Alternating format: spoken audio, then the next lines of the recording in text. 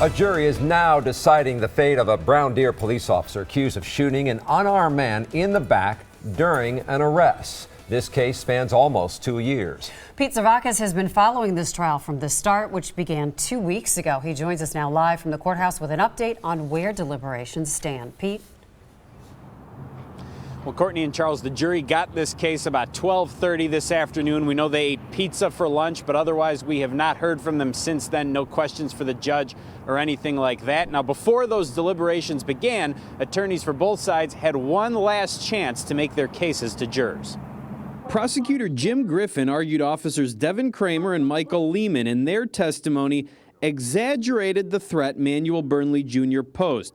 He said Kramer's decision to shoot Burnley Jr. was not reasonable. Can you use deadly force anytime you're being threatened as an officer? No. Resisting an officer is not a death penalty offense in Wisconsin. Video shows the officers escorting Burnley Jr. off a bus near 60th and Brown Deer Road almost 2 years ago. All three people fell to the ground in a struggle, and Kramer testified she shot Burnley Jr. once in the back because she worried he might be armed and could not get him under control. Her attorney maintained today that decision was justified. He says Mr. Burnley never threatened anybody.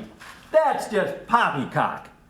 Absolute poppycock, ladies and gentlemen, because he did. He did by his body language, he did by his actions, he did by his movements.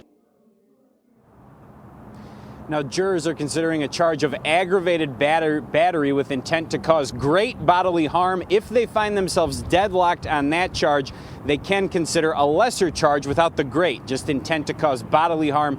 The absolute max that Kramer could face in prison if convicted is 20 years. Live outside the Milwaukee County Courthouse, Pete Zervakis, today's TMJ4. Okay, Pete, thanks for the update, and we will continue to keep a close eye on this case throughout our newscast. You can also find past stories and stay up to date on the latest on our website, tmj4.com.